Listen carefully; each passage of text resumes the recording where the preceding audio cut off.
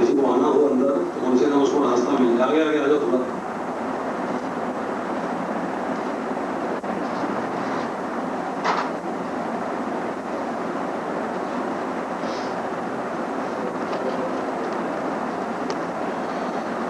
हमने चर्चा करी है वैष्णव शिष्टाचार, ठीक है जी।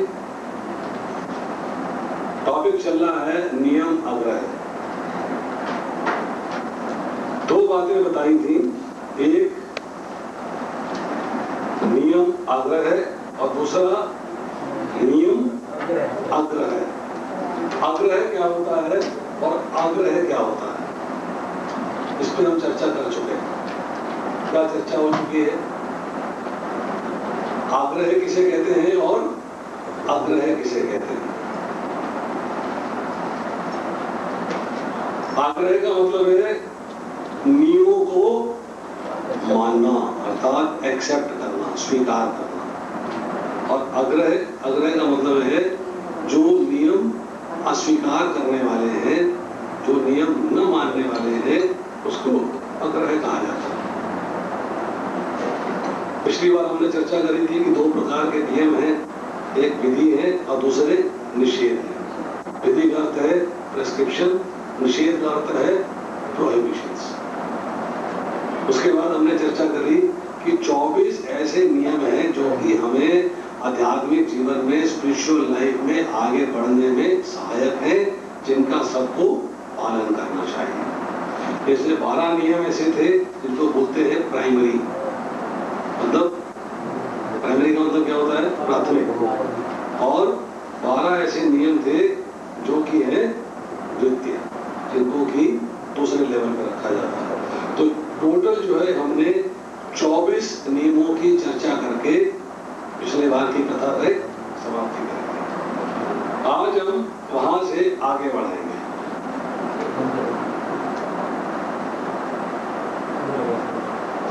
भगवान कृष्ण जो है बताते हैं भागवतम के 11वें स्कंद के 19वें अध्याय के 36 से लेके 39वें श्लोक। क्या कह रहे हैं? श्लोक पढ़ के सुनाओ या सीधा उसका ट्रांसलेशन पढ़ के सुनाओ? श्लोक पढ़े।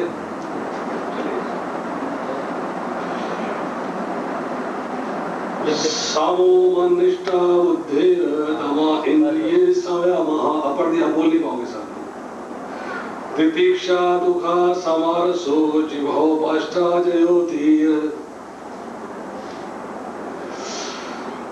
दंड न्यासा परम दानम कर्म त्यागस्तपः स्मृतम्। स्वभावा विजय शौर्यम सत्यम च समादर्शनम्। अन्य चेत श्रुता वाणी कविभय प्रकृतिज्ञा। कर्म स्वे असंगमः शौचम त्याग है संन्यास उच्यते।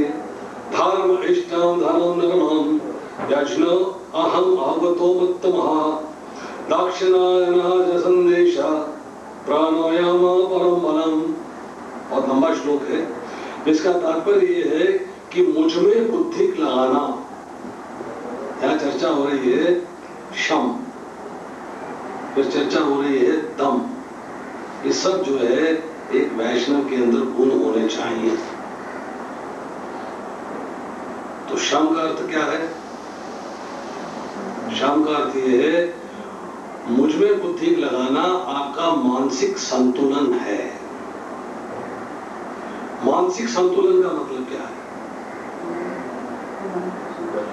मन संतुलित हो, क्या करना है और क्या नहीं करना है इसका ठीक से फैसला कर पाए। तो मन का ठीक फैसला क्या है? भौतिक संसार का आनंद लेना, या मन का ठीक फैसला है भगवान की सेवा में लग जाना? क्या है मन का ठीक फैसला?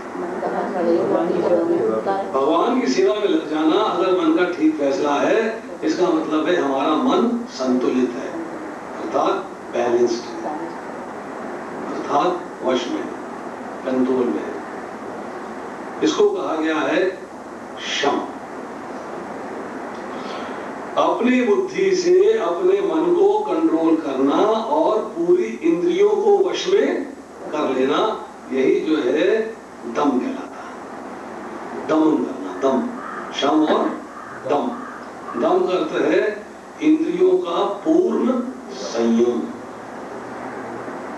संयम का अर्थ क्या होता है? कंट्रोल में ले लेना, संयमित है, बिल्कुल हमारे कंट्रोल में है, हमारे नियंत्रण में है। अब आप इंद्रियों को पूरे तरीके से अपने वश में कर लेना, कैसे कर लेना समझिए। भगवान ने कहा 18वें अध्याय के 65वें श्लोक में भगवद गीता में, मन मना भव मद भक्तो मध्याजी माम नमस्ते। उसमें सबसे पहला शब्द है मन मुझे दे दो, मन को मुझे दे दो। तीसरे अध्याय के अंदर भगवान बताते हैं कि इंद्रियों के ऊपर मन है, मन के ऊपर बुद्धि है और बुद्धि के ऊपर आत्मा। अगर हम मन को भगवान को दे देते हैं तो हमारी जो इंद्रियां हैं जिनको मन वश में करता है, वो इंद्रियां अब किसके वश में होनी चाहिए? जिसके पास मन है। जिसके पास मन है, अगर मैंने कोड़ा आपको दे दिया और इस बच्चे पे कोड़े बरसाने हैं मान लीजिएगा, तो बच्चे पे कोड़े बरसाने का फैसला किसका है? कोड़ा तो आपके पास है, तो आपका फैसला है ना बरसाऊं की ना बरसाऊं। उन इंद्रियों को अपनी सेवा में लगाना है। भगवान कह रहे हैं मन मनाओ, मन मुझे दे दो। मन मैंने भगवान को दे दिया, परंतु इंद्रियों से मैं अपनी सेवा ले रहा हूं। तो क्या मन भगवान को दिया? नहीं दिया। तो दम का अर्थ क्या है कि इंद्रियों का पूर्ण संयम अर्थात आत्म संयम, ये जो है डिवोटी को करना। तीसरा गुण क्या है? सहिष्णुता। सहना किसे कहते हैं? सहिष्णु किसे कहते हैं?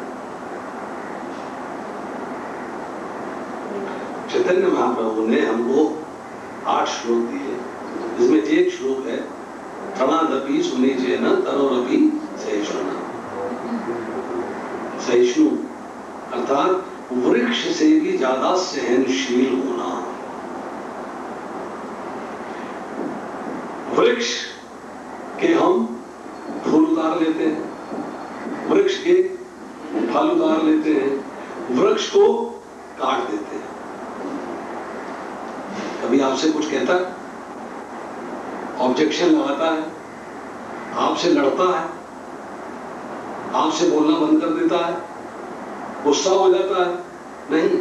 जहां था, जिस स्थिति में है, उसी स्थिति को स्वीकार कर लेता। और जो हम लकड़ी वृक्ष की काट लेते हैं, वो कहता है उसको भी मैं आपके कार्य में आ रहा हूं, चल के आपको ईंधन का कार्य कर रहा हूं, अर्थात उससे भी सेवा कर रहा हूं, फल से सेवा कर रहा है, फूलों से सेवा कर रहा है। जब हम आयुर्वेद पढ़ते हैं तो आयुर्वेद में कुछ ऐसे वृक्ष हैं जिनका पंचांग यूज किया जाता है। उसको बोलते हैं जैसे महाबला पंचांग, बला पंचांग। पंचांग का मतलब है वृक्ष के 5 अंग हम अपने इस्तेमाल में लेते हैं, तब भी वृक्ष हमसे कुछ नहीं देता। उसका जड़ भी लेते हैं, उसका तना भी लेते हैं, उसकी पत्तियां भी लेते हैं, उसके फूल भी लेते हैं और उसके फल भी लेते हैं। वृक्ष जो है इतना सहनशील है कि आपसे किसी प्रकार की कोई शिकायत नहीं करता। हमारी सहनशीलता क्या है? मंदिर में आए, हमने कुछ धन भगवान के चरणों में रख दिया, दान पेटी में डाल दिया, रसीद कटा ली। अगली बार आए, प्रभु जी मैंने तो 11,000 दिया था, मुझे आपने प्रसाद नहीं खिलाया, मेरे गले में माला नहीं डाली, मुझे आपने पूछा नहीं। डोनर हूं ना, अगली बार आना पैसा लेने के लिए तो बताऊंगा आपको कैसे मिलता। क्या सहनशील है? क्या हमें सहिष्णुता है? क्या हमने जो है इतना सा हमारा जो है, अगर उनको हमें सम्मान नहीं मिला है, क्या बोला चैतन्य महाप्रभु, मानना माने देना कीर्तनीय सदा हरि। क्या हम इतने से मान के पीछे भूखे हैं? क्या हमने दान इसलिए दिया था कि हमको मान और सम्मान मिले? अगर हमें किसी वजह से भीड़ है, रश है, और डोनर आ गया है और 100 सेवाएं हैं, उसमें जो है मंदिर में जो ऑर्गेनाइज कर रहे हैं उन्होंने इग्नोर कर दिया है या हमको प्रॉपर सम्मान नहीं दे पाए हैं, हम उन पर गुस्सा हो गए। यहाँ भगवान बता रहे हैं कि डिवोटी के लक्षण क्या है? प्रिस्क्रिप्शन क्या है, उसके लिए विधि क्या है कि उसे सहनशील होना है। अब आगे कहते हैं सहनशीलता का दूसरा उदाहरण क्या है कि आप धैर्य पूर्वक दुख सहते हैं। दुख आता है तो दुख में क्या होना चाहिए? धीर तत्र न होती, धीर होना है, धैर्य होना है, धैर्य, आपको धैर्यशील होना है, बेचैन नहीं हो जाना।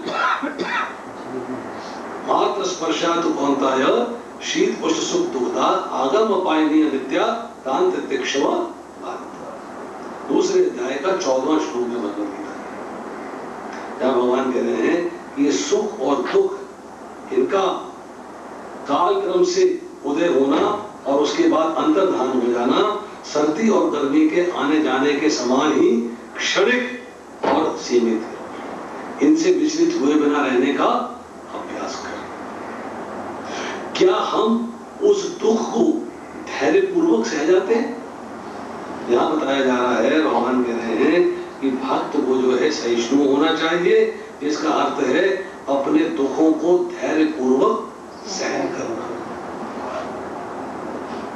अब आती है स्थिरता। स्थिरता कब आती है? आपकी बुद्धि स्थिर कब होती है?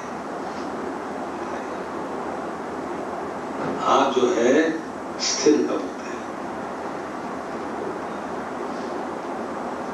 ये सर्वर्थ अन्वेष ने तत्त्व प्राप्त शुभ शुभम ना विनंदती ना द्वेष्टि तस्य प्रज्ञा प्रतिष्ठिता। जो सुख की प्राप्ति से हर्षित नहीं होता, दुख की प्राप्ति से घृणा नहीं करता, ये दूसरे अध्याय का 57वां श्लोक। वही व्यक्ति जो है उसकी बुद्धि स्थिर है, अर्थात वो बुद्धि योग से युक्त है। तो स्थिरता कब आती है? सुख की प्राप्ति से हर्षित नहीं होना और दुख से घृणा नहीं करना, बुद्धि योग में युक्त हो जाना, बुद्धि योग में स्थिर हो जाना। ये कब आता है? अस्थिर कब होते हो आप?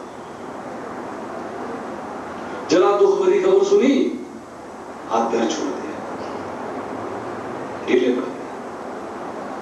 बहुत ज्यादा सुख मिल गया, अब क्या जरूरत है भगवान की, अब तो सब कुछ है मेरे पास। ऐसे ही होता है, अब क्या जरूरत है? गाड़ी है, बंगला है, संतान पढ़ी लिखी है, बहुएं ठीक हैं, दामाद ठीक हैं, सब सुविधाएं हैं मेरे पास, हेल्थ वाइज में ठीक हूँ, वेल्थ वाइज में ठीक हूँ। अब भगवान की क्या आवश्यकता है? अब सेवा की क्या आवश्यकता है? मैं क्यों सेवा करूं? मैं मंदिर जाता था, सेवा करता था कि मुझे चाहिए था, क्योंकि सकाम कर्म के लेवल पे सकाम कर्मी है। पर भक्त जो है सकाम कर्मी नहीं होता, भक्त जो है भक्ति योगी होता। तो भक्ति योगी की पहचान क्या है? कि उसे अपनी जीवा और जन्मेंद्रियों पे विजय पानी है। मतलब सेंस ग्रेटिफिकेशन किसी भी तरीके की नहीं होनी चाहिए। इंद्र तृप्ति की सारी कामनाओं का परित्याग होना चाहिए। ओहो गोलगप्पे मिल रहे हैं, आज खा लो, कौन देख रहा है यहाँ, कल देखी जाएगी। क्या फर्क पड़ता है? मतलब जीवा पे कंट्रोल करना और जन्मेंद्रियों पे कंट्रोल करना। अब दान यहाँ आ रहा है ना, दानम। दान क्या है? सबसे बड़ा दान क्या है? दान किसे कहते हैं? धन दे दिया, खाना खिला दिया, कपड़े दे दिए, ओढ़ना बिछौना दे दिया, दान हो गया।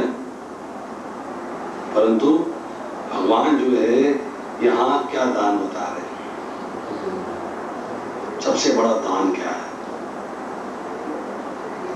भगवान बता रहे हैं अन्यों के प्रति सभी प्रकार की छेड़छाड़ को त्याग देना, टीज करना,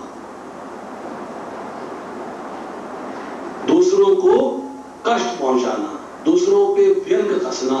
जब ये व्यक्ति ये बातें छोड़ देता है, इससे बड़ा दान कोई नहीं। जैसे हम भाषा में कहते हैं टांग खिंचाई करना। हम लोग जो है दूसरों को खींच के बड़ा मजा आता है, दूसरों पे व्यंग करके बड़ा मजा आता है, दूसरों की खिंचाई करके छेड़छाड़ करके बड़ा मजा आता है। और भगवान कहते हैं जिसने जो है अन्यों के प्रति सभी प्रकार की छेड़छाड़ को त्याग दिया है, उसे बड़ा कोई दान नहीं है। तपस्या क्या है? तप। सोना तपता है तो कुंदन बनता है, प्यूरिफाई होता है, शुद्ध होता है। जब व्यक्ति तपेगा तो शुद्ध होगा। वो तपस्या क्या है? वो तप क्या है?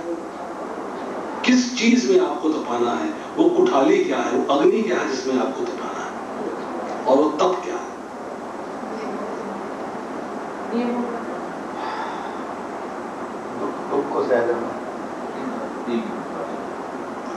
तप। देखिए, तप का अर्थ क्या होता है कि आपको जो कार्य बहुत पसंद थे उनको आपने त्याग दिया।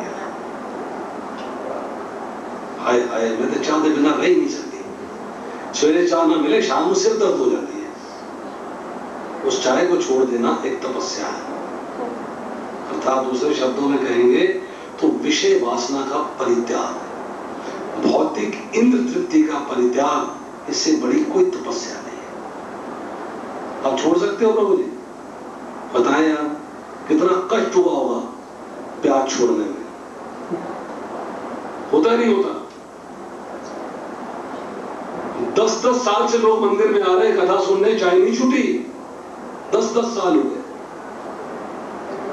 मैं प्रभु जी दीक्षा ले लेता, परंतु मेरे से चाय नहीं छूटी, मैं क्या करूं?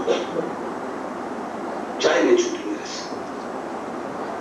अब बाहर अंदर जाना पड़ता है, शादी ब्याह में जाना पड़ता है, वहां खाना भी खाना पड़ता है, प्याज वाला खाना भी खाना पड़ता है, छूटता नहीं। उसको छोड़ देना ही तपस्या है।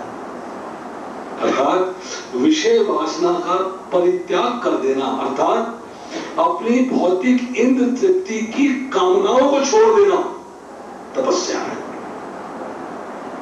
ये तपस्या में जब तप के भक्त निकलता है तब असली भक्त बनता है। जब प्रभुपाद जी ने हमें 4 नियम दिए हैं, नशीली वस्तुओं का सेवन नहीं करना, मांस, अंडा, मुर्गा, मछली, प्याज, लहसुन, विनेगर, मसूर की दाल, इन चीजों का प्रयोग नहीं करना, अवैध संबंध नहीं रखना और जुआ नहीं खेलना, ये चारों चीजों का परित्याग करना आसान काम नहीं है। ऐसा है जी, एक SMS कर देता हूं, वो जीत जाएगा और उसमें मेरे को बुला लिया जाएगा, 1 लाख का इनाम निकल आएगा। ये जुआ है कि नहीं? छल है कि नहीं?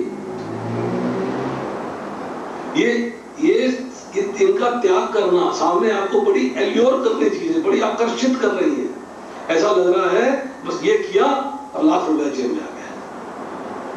इनका परित्याग करना अर्थात भौतिक कामनाओं का परित्याग करना, भौतिक इंद्र तृप्ति का परित्याग करना, ये सारे कार्य जो हैं, जब ये व्यक्ति छोड़ देता है, इनको परित्याग कर देता है, तब वो तपस्या में तप के कुंदन बनने निकलता है, तब भक्त बनता है। तो भक्ति के प्रिस्क्रिप्शंस में, विधि के अंदर ये सब चीजें शामिल हैं। शौर्यम, शौर्य क्या है? शक्ति। शौर्य किसे कहते हैं? शक्ति को बोलते हैं। बड़े शौर्यवान अर्थात बड़े शक्तिमान। क्या है? पहलवान हो, WWF पहलवान की तरह, खली पहलवान हो, 4 आदमी यहां पकड़े और गिरा दिया जमीन में, इतना पहलवान हूं मैं। कैसा शौर्य भक्त को चाहिए? भक्त के लिए कैसा शौर्य चाहिए? क्या क्वालिटी होनी चाहिए? क्या शौर्य का गुण होना चाहिए? असली शौर्य क्या है? असली शक्ति क्या है आपके अंदर? क्षमा भाव। शक्ति किसमें चाहिए? हमेशा याद रखिए, पेड़ की तरह जितने की शक्ति चाहिए आपको किसमें? फिर सोचिए, आप डॉक्टर के पास गए,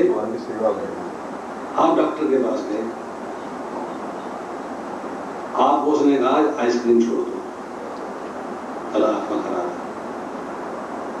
घर में पार्टी है और 2 पेटी आइसक्रीम आई, आपके सामने सब आइसक्रीम खा रहे हैं और आपका मन आइसक्रीम के लिए ललचा रहा है। बड़ी हिम्मत है इसमें, आइसक्रीम सामने पड़ी है पर खाई नहीं। ऐसे ही बोलते हैं ना, यही शब्द इस्तेमाल करते हैं ना। कितनी हिम्मत है कि सामने आइसक्रीम पड़ी है और एक आधा डिब्बा नहीं पेटियां, और फिर भी इसने आइसक्रीम खाई नहीं। वो जो स्थिति है, अर्थात कि आपने भौतिक जीवन का भोग करने की जो आपकी प्रवृत्ति है उसको त्याग दिया। कितना आसान है, ये मिल जाए ये खा लिया, ये मिल जाए ये खा लिया, ये मिल जाए पहन लिया, ये मिल जाए पहन लिया। अर्थात भौतिक सुख भोग को लेने का जो आपका कार्य है कितना आसान है, कितना इजी है। फट से आप 4 माताओं को बाजार भेज दो और आप उनके साथ चलो, आप साउथ एक्स पहुंच जाओगे, वो हौसला से पानी में दुकानों पे अटके हुए। वो आकर्षण है, उस आकर्षण का त्याग कर देना, भौतिक आकर्षण का त्याग कर देना, उससे बड़ी हिम्मत का काम नहीं है। अर्थात वो आपका शौर्य है। असली शौर्य है कि आप भौतिक जीवन का भोग करने की जो सहज प्रवृत्ति है, जो आप आसानी से फॉलो कर लेते हो, उसका त्याग छोड़ दिया। वक्त के सामने वस्तुएं पड़ी हैं, इज नॉट कंसर्न। वो भले बाजार में से निकल जाएगा, 10 दुकानें सामान बेच रही खाने पीने के लिए, या गोलगप्पे भी बिक रहे हैं, चाट पापड़ी भी बिक रही है, टिक्कियां भी बिक रही हैं, या चाउमीन भी बिक रहा है, या डोसे भी बिक रहे हैं। वो बिल्कुल पास से ही निकल जाएगा, अनटच्ड अनफेस्ड, क्योंकि उसे पता है कि ये प्रसाद नहीं, वो उससे अट्रैक्ट नहीं होता, वो रुकता नहीं, उधर देखता भी नहीं। उसकी जो है उन भोगों में प्रवृत्ति नहीं होती। भगवान कहते हैं विहाय कामान ये सर्वान पुमान चढ़ती निष्प्राण निर्मम निरंकार से शांति मदित। जिसने इंद्रिय भोगों की समस्त प्रवृत्ति का परित्याग कर दिया है, वही सच्ची शांति पाता है। और सच्ची शांति किसको मिलती है? केवल भक्त को, किसी दूसरे को नहीं। सच्ची शांति केवल उसी को मिलती है। उसके बाद सत्य क्या है? सत्य शास्त्र सत्य के बारे में क्या कहता है? जीवन में आपकी सत्यता है, जीवन में आप सत्य का पालन कर रहे हो, इसका अर्थ क्या है? What does it mean? इसका क्या मतलब? शुद्ध जीवन। लेकिन हम जब शास्त्र की बात करते हैं ना, और जब भगवान के शब्दों की बात करते हैं, तो बड़ी हाई फाई चीजों की बात हो जाती है, आम बात नहीं रहती। भगवान क्या कहते हैं? सत्य क्या है? हम कहते हैं कि भगवान को छोड़ के सब कुछ असत्य है, ठीक है कि नहीं? तो यहां भगवान बता रहे हैं कि सत्यता का अर्थ है भगवान का सर्वत्र दर्शन करना, सर्वत्र, हर व्यक्ति में, हर प्राणी में, हर स्थान पे, हर जगह पर भगवान का दर्शन करना और मधुर ढंग से सत्य बोलना। आपको सच्ची बात किसी से कहनी है, ये नहीं कहनी है कि तू मर जाएगा, ये कहना है आज से 2 दिवस के बाद आप वैकुंठ धाम से जा रहे हैं। बात तो वही है, बात तो वही है कि तेरे को 2 दिन के बाद मर जाना, परंतु उसको शहर की चाशनी में लपेट के आप बोल रहे हैं। इसके बाद शब्द है स्वच्छता। स्वच्छता कितने प्रकार की है? बाहरी और शौचम, बाहरी भी है और हृदय की स्वच्छता क्या है? कि आपके हृदय में किसी प्रकार का उद्वेग नहीं होना चाहिए, किसी के प्रति निंदा नहीं होनी चाहिए, किसी की बुराई नहीं होनी चाहिए, किसी की चुगली नहीं होनी चाहिए। हृदय बिल्कुल स्वच्छ होना चाहिए, सरल होना चाहिए। बाहर की स्वच्छता है नहाना, अपने सब अंग साफ रखने, साफ वस्त्र पहनने, हर चीज जो अपना शरीर का शौच है। परंतु यहाँ स्वच्छता का अर्थ क्या बताया जा रहा है? एक व्यक्ति बिल्कुल साफ है, और दूसरा व्यक्ति थोड़ा सा गंदा है। इसका क्या भगवान यहाँ क्या अर्थ होता है? बड़े टेढ़े अर्थ होता है भगवान ने, बहुत ही डिफिकल्ट श्लोक है ये, आसान नहीं। यहाँ भगवान ने क्या बताया है कि महर्षियों ने घोषित किया है कि स्वच्छता का अर्थ है सकाम कर्मों से विरक्ति। हम कहते हैं ना कि बड़ा साफ सुथरा अफसर है, रिश्वत नहीं लेता, ऐसे बोलते हैं ना लोग। और ये बड़ा टेढ़ा है, गंदा है, जब देखो रिश्वत मांगता रहता है। यहां क्या है? रिश्वत सकाम कर्म। एक व्यक्ति है भगवान के पास जाता है, हर वक्त कामना करता रहता है। दूसरा व्यक्ति भगवान के पास जाता है, सेवा की कामना करता है, दूसरी कोई कामना ही नहीं करता। तो यहाँ पर जो है भगवान बता रहे हैं स्वच्छता का अर्थ है सकाम कर्मों से विरक्ति, डिटैचमेंट इन फ्रूटिव एक्टिविटीज। दो बार ट्रांसलेशन में लिखते हैं डिटैचमेंट इन फ्रूटिव एक्टिविटीज। अब इसके बाद है संन्यास। संन्यास किसे कहते हैं? डंडा ले लिया, बांगड़े कपड़े पहन लिए, सन्यासी हो गया। आप पहन लो, 250 रुपए का वस्त्र आएंगे, 100 रुपए का डंडा आएगा, 350 का लेके खड़े हो गए, मैं सन्यासी हो गया जी। क्यों जी? देखो भगवे कपड़े पाले हैं, डंडा हाथ से पकड़ ले, तो क्या सन्यास हो जाएगा? Is it possible? क्या इसको सन्यास कहेंगे? नहीं कहेंगे। तो सन्यास क्या है?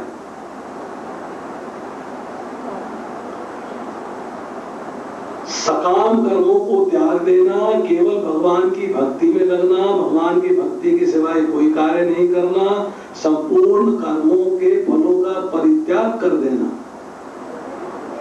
त्याग देना ही सन्यास कहलाता है।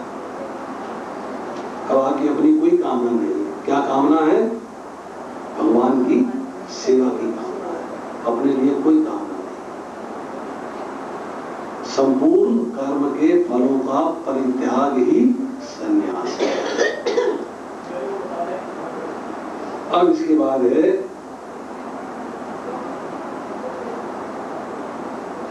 मनुष्यों का असली इष्ट क्या है?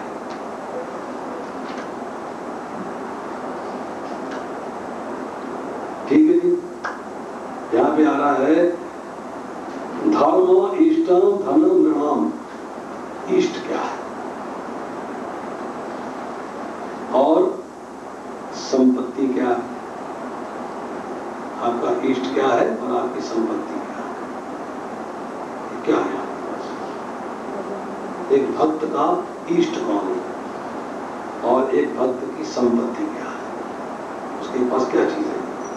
भगवान के नाम को सम्मान करना, भक्ति करना। भक्त का इष्ट और भक्त की संपत्ति, असली जो इष्ट है, असली संपत्ति है, वो है धार्मिकता। धार्मिकता क्या होती है? धार्मिकता किसे कहते हैं? धर्म क्या है? धर्म है तो धार्मिकता क्या है? तो धर्म क्या है? जीव का धर्म क्या है? आपका धर्म क्या है? आपका धर्म भगवान के भगवान से प्रेम करना, नियमों को मानना। आपका धर्म एक ही है, भगवान का प्रेम, love of God. Love of God आपका सिर्फ एक ही धर्म, आपका एक ही इष्ट है। इष्ट कौन है? धार्मिकता, अर्थात जिसके प्रति आपका प्रेम है वही आपका इष्ट है। तो कौन किसके प्रति हमारा प्रेम है? कृष्ण के प्रति। इष्ट कौन हुए? कृष्ण हुए। हमारे असली संपत्ति क्या है? भगवान का प्रेम। अगर हम भगवान से प्रेम के मार्ग पे चलते हैं, हम संपत्ति के स्वामी हैं। अगर भगवान से प्रेम के मार्ग पे नहीं चलते हैं तो हम भिखारी हैं। सब कुछ होते हुए भी हमारे पास कुछ नहीं, बेकार है। करोड़ों रुपए की जायदाद, 10 बंगले, 10 फार्म हाउस, 20 गाड़ियां, सब बेकार है अगर हमें भगवान का प्रेम नहीं मिला।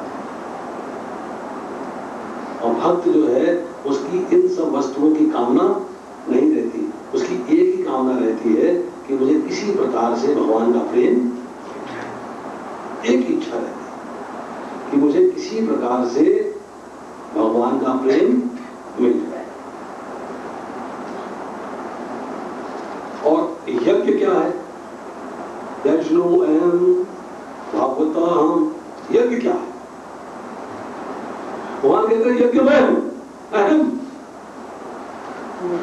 यज्ञ मतलब, यज्ञ का अर्थ क्या? हम कहते हैं यज्ञ, उसी घर में यज्ञ कराया था, हवन किया था, आहुतियां डाली थी, वो यज्ञ। और यज्ञ का असली मीनिंग क्या है? वो संकीर्तन यज्ञ है। यज्ञ का मीनिंग क्या है? यज्ञ है, ठीक है, यज्ञ का अर्थ क्या है? हवन लो, लो, करण भगवान विष्णु के यज्ञ त्याग, वो प्रोसेस है। यज्ञ का अर्थ है एक पुल, जिस पुल के द्वारा आप अपने आप को भगवान से जोड़ते हो, अर्थात प्रोसेस, अर्थात वो कर्म, वो कार्य जिसके द्वारा आप अपने आप को भगवान से जोड़ते हो। वो यज्ञ आप हवन करते हैं, उसके द्वारा भगवान से जोड़ा जा रहा है। वो आप मंत्र जाप करते हो, उसके द्वारा भगवान से अपने आप को जोड़ रहे हो। और ठाकुर जी को भोग लगाते हो, उसके द्वारा भगवान से अपने आप को जोड़ रहे हो। आप संकीर्तन यज्ञ करते हो, उसके द्वारा अपने आप को भगवान से जोड़ रहे हो। अर्थात जो भी कार्य आप करते हो अपने को भगवान से जोड़ने के लिए, वो कार्य यज्ञ कहलाता है। तो आम भाषा में एक तरफ आप हो, दूसरी तरफ भगवान है। इन दोनों को आपस में जोड़ने के लिए जो भी तरीका अपनाओगे जिससे कि भगवान से आपका संबंध जुड़ सके, वो तरीका जो है वो यज्ञ कहलाता है। सेतु कैसे?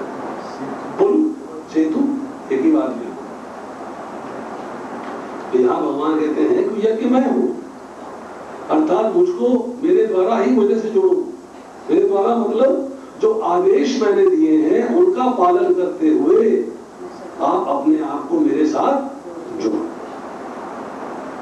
इसके बाद बताते हैं यहाँ पर दक्षिणा ज्ञान संदेश। दक्षिणा क्या है? दक्षिणा किसे कहते हैं?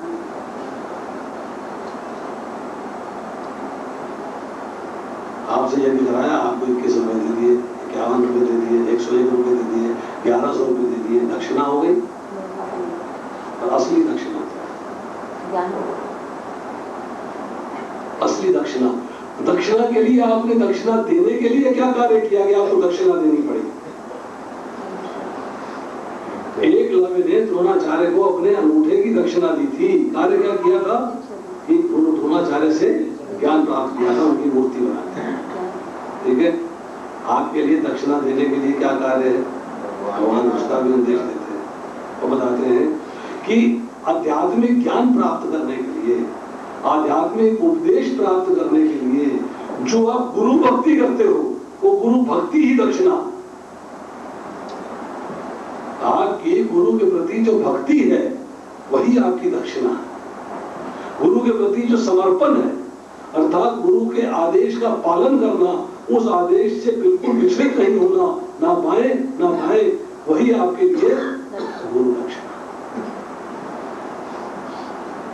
और जीव के अंदर जो सबसे बड़ी शक्ति गिनी गई है वो क्या है कि प्राणायाम के द्वारा श्वास को रोकने की विधि। इसको भगवान कहते हैं ये सबसे बड़ी शक्ति है। तो श्रीमद् भागवतम के 11वें स्कंद के 19वें अध्याय के 36 से लेके 39 तक के ये श्लोक है। अब नियम जो बनाए गए हैं, जो शास्त्र में नियम दिए गए हैं, जिसको विधि और निषेध 2 भागों में बांटते हैं, उनका पर्पस क्या है, उनका मकसद क्या है, वो किस लिए बनाए गए, क्यों? आप अनियमित रहो, क्या फर्क पड़ता? कोई नियम नहीं। तो नियमों की जो रचना करी गई है ये किस लिए करी गई?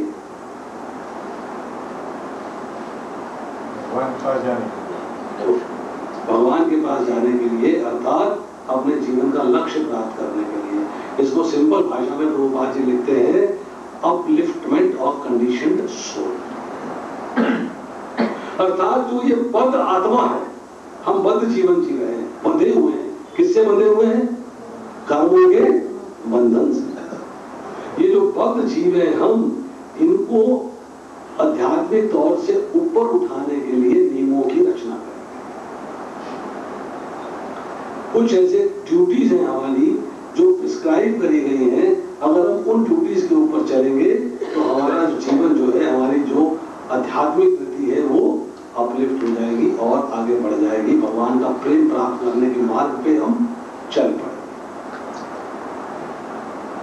अब श्री भक्ति विनोद ठाकुर कुछ बड़े सुंदर शब्द कहते हैं। वो क्या कहते हैं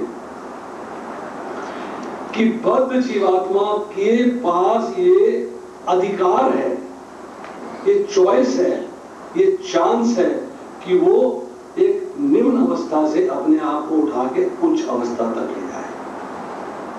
एक तमोगुणी व्यक्ति, एक चंडाल भी वैष्णव बन सकता है, एक भक्त बन सकता है। ये सुविधा जो है हमें मिली हुई है, परंतु इस सुविधा के अंदर जो हमारी तरक्की होनी है वो एक स्टेप लेडर फैशन में है, सीढ़ी दर सीढ़ी। कुछ नियमों का पालन करेंगे तो एक सीढ़ी ऊपर चलेंगे। जैसे कि हम कहते हैं भगवान का प्रेम प्राप्त करना है तो सबसे पहले सीढ़ी क्या है? आदौ श्रद्धा। क्या है? श्रद्धा होनी चाहिए, गुरु साधु शास्त्र और भगवान। दूसरा क्या है? साधु संग।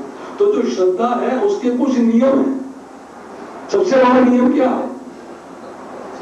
श्रद्धा का सबसे बड़ा नियम क्या है? गुरु में श्रद्धा हो, साधु में श्रद्धा हो, शास्त्र में श्रद्धा हो, उसका सबसे बड़ा नियम क्या है? मीन में नहीं निकालना, विश्वास है। अभी शास्त्र में जो लिखा ठीक है, उसके ऊपर चर्चा, बहस, अपील, दलील, क्वेश्चन मार्क नहीं लगाना है, उसको एज इट इज एक्सेप्ट कर लेना। जो बोनाफाइड स्पिरिचुअल मास्टर है उसने आपको एक आदेश दिया, आपने उस आदेश को अक्षरशः स्वीकार कर लिया। उसके ऊपर गुरु से प्रश्न नहीं करना है, महाराज कैसे हो गया ये, आप ऐसे बता, ऐसे तो होता ही नहीं, मैं कैसे मान जाऊं, क्या करते हो? नहीं, वो स्थिति में आना, अर्थात उसके अंदर जो है एक ग्रेजुअल स्टेप्स है, हर स्टेप के अपने नियम है। आपसे कहा साधु संग, साधु संग के अपने नियम है। संग करना किसे कहते हैं? सबसे पहले साधु को चूज करना पड़ेगा। साधु कौन है? साधु को डिफाइन करने के नियम है, ये साधु है और ये असाधु है। साधु मिल गया, उसका संग कैसे करना, उससे क्या सीखना है? हम मंदिर में जाते हैं, 5-5 साल, 2-2 साल, 3-3 साल से मंदिर में जा रहे हैं, संग कर रहे हैं, बदले आज तक नहीं। जहां थे वहीं वहीं तो संग किया गया हमने। तो संग करने के नियम है कि जो कुछ साधु बता रहा है उसको अपने जीवन में उतारना, ये नियम है। जो कथा में सुन रहे हैं उस कथा की सुनी हुई बात को अपने जीवन में उतारना, ये नियम है। कथा के अंदर बैठ के पर्सनल चर्चा न करना, ये निषेध है। कथावाचक कथा कर रहा है और 2 लोग आपस में बातें कर रहे हैं, परमिटेड है क्या? वो निषेध है, वो प्रोहिबिशन है। तो हर स्टेप के अपने नियम है और हर स्टेप के जब नियमों का पालन किया जाता है तो उसमें उतनी एडवांसमेंट होती है, उतनी आपकी आध्यात्मिक तौर से तरक्की होती है। जब हम कहते हैं भक्ति वृक्ष में कितने लोग जाते हैं, या आपने जो है लेवल पार कर लिया, अब 8 माला का लेवल पार कर लिया, अब 12 माला का पार कर लिया, अब 16 माला में आ गए, अब आपने जो है एकादशी व्रत रखना चालू कर दिया, अब आपने निर्जला एकादशी रखनी चालू कर दी, अब आपने एकादशी की रात को कीर्तन भजन करना शुरू कर दिया। मतलब ये सारे जो है जैसे जैसे आप जो है आगे बढ़ते जाओगे, स्पिरिचुअल एडवांसमेंट होती जाएगी, वैसे वैसे जो है आप नियमों का पालन और बढ़ाते चले जाओगे। अब यहाँ जो है भक्ति विनोद ठाकुर लिखते हैं कि हर स्टेप के अलग अलग नियम है, मतलब अलग अलग विधि है और अलग अलग निषेध है। ठीक है जी। अब इसके बाद आता है कि अगर एक जीवात्मा, एक मनुष्य, एक व्यक्ति एक पर्टिकुलर स्टेप के ऊपर नियमों का पालन करना चाहता है, उसे इन टोटो करना पड़ेगा। मीठा मीठा मेरा और कड़वा कड़वा छोड़ दिया। हाँ, मंदिर जाना है ये तो ठीक है, पर मंदिर में जाके पर्सनल चर्चा नहीं करनी है, ये ठीक नहीं है। ये तो मैं कर सकता हूं। अरे भाई, मंदिर जा रहा है, भक्ति की बात कर, तो यहाँ बिजनेस की बात कर रहा है, दुनियादारी की बातें करने आया है, सास बहू को झगड़े निपटाने आया है, कि मंदिर में ठाकुर जी की कथा सुनने आया है, कि ठाकुर जी के दर्शन करने आया है। तो वो हर लेवल के अपने नियम हैं, उन नियमों का पालन करना, विधि का भी और निषेध का भी दोनों आवश्यक है। अगर आप वो नहीं करेंगे तो आपकी अपलिफ्टमेंट नहीं होगी, रुक जाएंगे, रुकावट आएगी। जब आप एक स्टेप के नियमों का पूर्ण रूप से पालन कर लेते हैं तो आपको दूसरे स्टेप पे जाने की परमिशन मिलती है, या दूसरे स्टेप पे आपको एक्सेप्ट किया जाता है। आपने कहा महाराज मैंने दीक्षा ले ली है, मुझे ब्राह्मण दीक्षा भी दे दो, मिल जाएगी क्या?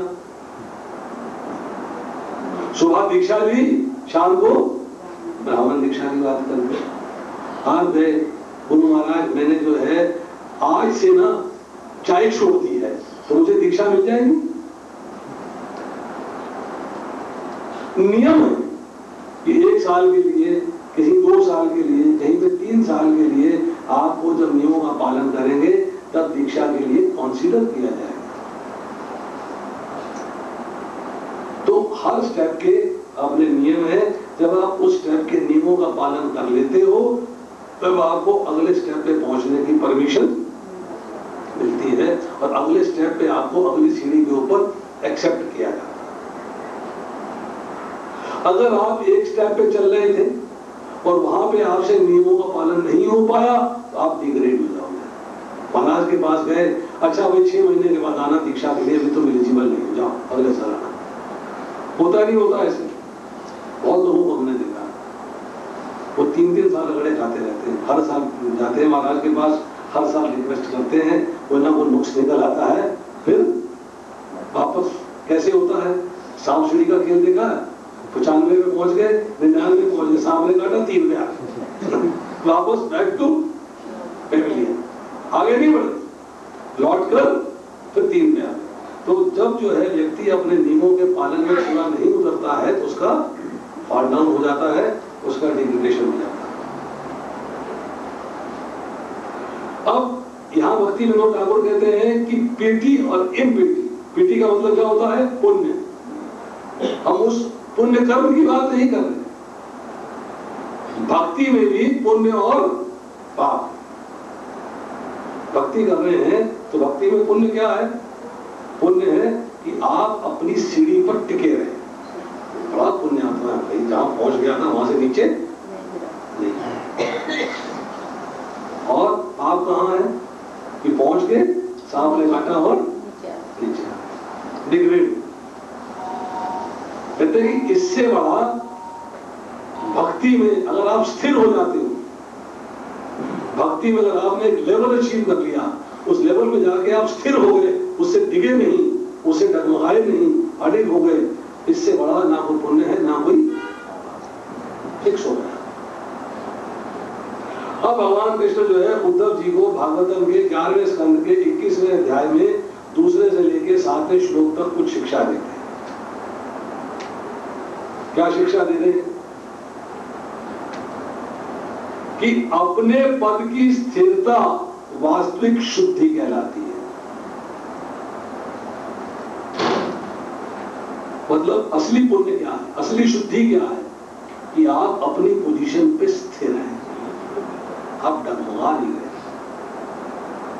आप पार्टी में गए, आपने कहा भाई देखो मेरे आगे पीछे 20 लोग हो रहे हैं, मुझे पूछ रहे हैं ये खा लो जी, वो खा लो जी, अच्छा ऐसा है अब यहाँ तो इस्मान का पंखो नहीं है, तो देखा चलो नहीं है, चलो मैं चुपके से प्याज वाला खाना खा लेता हूँ। किसने देखा? किसी को पता तो नहीं लगा ना भाई, मैंने 1100 रुपया यहाँ पर दान किया है, आज जुर्माना कह लो या दक्षिणा कह लो या गिफ्ट कह लो, रिश्तेदारी में आए, किसी मित्रता में आए, अब बिना खाए जाऊं तो ठीक नहीं है।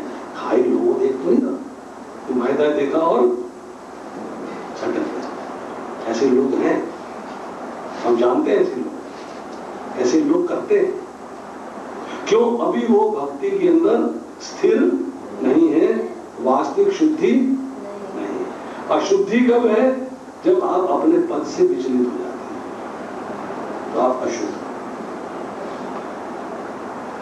इसलिए बता रहे हैं, भगवान कह रहे हैं कि मैंने टाइम, स्पेस और सारे जो भौतिक संसार है, इसके अंदर सही क्या है और गलत क्या है, सब डिसाइड करके बता रखा।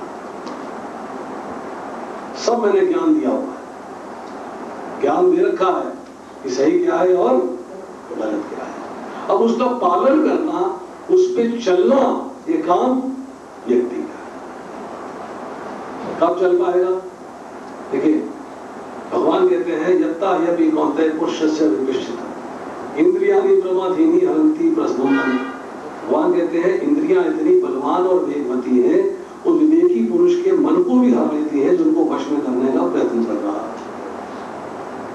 आप कैसे वश में करोगे? वश में कैसे करोगे? जब आप भक्ति के नियमों का पालन चालू कर देते हो, जब आप मन भगवान को दे देते हो, तो किसी भी इंद्रिय को इस्तेमाल करने से पहले, अपनी सेवा में लाने से पहले आप एक बार सोचते हो, ये तो मेरी है ही नहीं, तो भगवान की है, मैं क्या कर रहा हूं, अपने काम में क्यों ले रहा हूं उसको? इस इंद्रिय पे तो मन का वश है, मन भगवान के पास है, मेरे पास तो कंट्रोल चाबी है ही, तो इंद्रिय में अपने इस्तेमाल में क्यों ले रहा हूं? इमीडिएटली जब विचार आएगा तो आप आस्ता आस्ता आस्ता आस्ता इंद्रिय संयम के मार्ग पे चलते जाओगे। अर्थात अब आप क्या सही है क्या गलत है, इसका फैसला तुरंत कर पाओ, और फिर आप फैसला करने के बाद केवल सही कार्य करोगे, गलत कार्य नहीं करोगे। अब भगवान जो है यहां पर बताते हैं, हे उद्धव, मैंने भौतिकतावादी कर्मों पर प्रतिबंध लगाने के लिए ये सुनिश्चित कर दिया है कि देश काल तथा सारी भौतिक वस्तुओं में से कौन उचित है और कौन अनुचित है। भगवान ने इंस्ट्रक्शन दे दी, क्या ठीक है और क्या गलत, बता रखा है। शास्त्रों में हर वस्तु का उल्लेख है, क्या ठीक है और क्या गलत है। हर कार्य का उल्लेख है, क्या ठीक है और क्या गलत है। परंतु हम अपनी बुद्धि का जब इस्तेमाल करना शुरू कर देते हैं, तो हम ठीक और गलत में भेद भूल जाते हैं। ये कब होता है? इंद्रिया नाम ही चरताम यद मनो विधीयते, कि जब किसी मन जो है किसी विचरणशील इंद्रिय में लग जाता है, तो उसकी बुद्धि हार ली जाती है।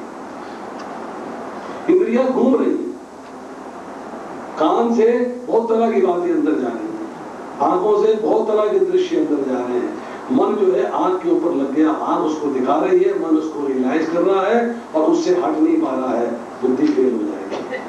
अब आप उसको प्राप्त करने के मार्ग पर चल रहे हो, आपसे गलत कार्य हो जाए। तो भगवान यहां बता रहे हैं कि इसी के परपट प्रभुपाद लिखते हैं कि नियमार्थम, इसमें एक शब्द आया है नियमार्थम, कहते हैं कि जो एक बद्ध जीव है वो अपने आप को फॉल्सली आइडेंटिफाई करता है, फॉल्स ईगो में रहता क्या है, मैं शरीर हूं, मैं इंद्रियां हूं, इंद्रियां मेरी हैं, ये शरीर मेरा है, और फिर वो इनको जो है अपने इस्तेमाल में रहता है। वो ये नहीं सोच पाता है कि ये शरीर मुझे किसने दिया है, ये प्रकृति जिससे शरीर बना हुआ है ये किसका अंश है, मेरा अंश है या भगवान का अंश है। प्रकृति किसकी है? प्रकृति किसका अंश है? जीव किसका अंश है? तो प्रकृति भगवान का अंश है, तो ये आंखें जो है किसका अंश हुई? अल्टीमेटली भगवान का अंश है, उस प्रकृति का अंश है। तो स्वामी कौन है इसके? भगवान। मैंने मान लिया मैं ये फॉल्स ईगो, क्योंकि मैं उसका स्वामी अपने आप को मान लेता हूं, इसलिए मैं भगवान के बताए हुए नियमों का पालन नहीं करता, मैं अपने बनाए नियम का पालन करते हैं। प्रभु जी कह तो ठीक रहे थे कि कृष्ण की ही भक्ति करनी चाहिए, शास्त्र भी यही कहता है, परंतु अगर मैं शिव जी की कर लेती हूं तो क्या बुरा है? क्या बुरा है? कुछ नहीं, मैंने यही तो मांगा ना, मेरा घर में सुख शांति रहे। मैंने सवेरे आरती करी थी, सुख संपत्ति घर आवे, कष्ट मिटे तन का, ओम जय जगदीश। अरे जगदीश की तो आरती करी, गलती ना हो गई कि आरती जो है सकाम हो गई, कामना सही तो नहीं। क्या कामना मांग रहे हैं? सुख और संपत्ति घर में। तो सुख संपत्ति को भोगने के लिए भी तो शरीर चाहिए, अर्थात भौतिक बंधन में बंध गए। तो यहां जो है बता रहे हैं कि जब व्यक्ति की इंटेलिजेंस हाई लेवल पे चली जाती है, बुद्धि हाई लेवल पे चली जाती है, भक्त की बुद्धि, भक्त दक्ष होता है, भक्त की इंटेलिजेंस जो है, बुद्धि जो है वो कंट्रोल्ड है, वो समझता है कि क्या ठीक है और क्या गलत है, क्या मुझे करना चाहिए और क्या मुझे उस स्थिति में। इसी तरह जो है वैदिक लिटरेचर जो है हमें बताता है, भाई इसी तो नियम बताए गए हैं कि ये नियम इनका पालन करना है, ये नियम इनको हमें छोड़ना है। इसीलिए विधि और निषेध दोनों की रचना। अब जो चर्चा हो रही है कि prescribed rules and prohibited rules, इसी की हम चर्चा करते आ रहे हैं। दो कैटेगरी के नियम। अब इन दो कैटेगरी के नियमों को भी दो कैटेगरी के व्यक्तियों में इसका पालन होना है। हमारी भी दो कैटेगरीज है। क्या कैटेगरी है? एक है नित्य बद्ध और दूसरे हैं नित्य मुक्त। दो तरह के लोग हैं ना। एक जो है बद्ध जीवन में, जिसको बोलते हैं कंडीशन। दूसरी स्थिति क्या है? कॉन्स्टिट्यूशनल। मुझे अपने स्वरूप का ज्ञान हो गया, मैंने अपने स्वरूप को पहचान लिया है। दूसरी स्थिति में मैंने अपने स्वरूप को नहीं पहचाना। सो दो कैटेगरी के लोग हैं जिनके लिए ये रूल्स बने हैं।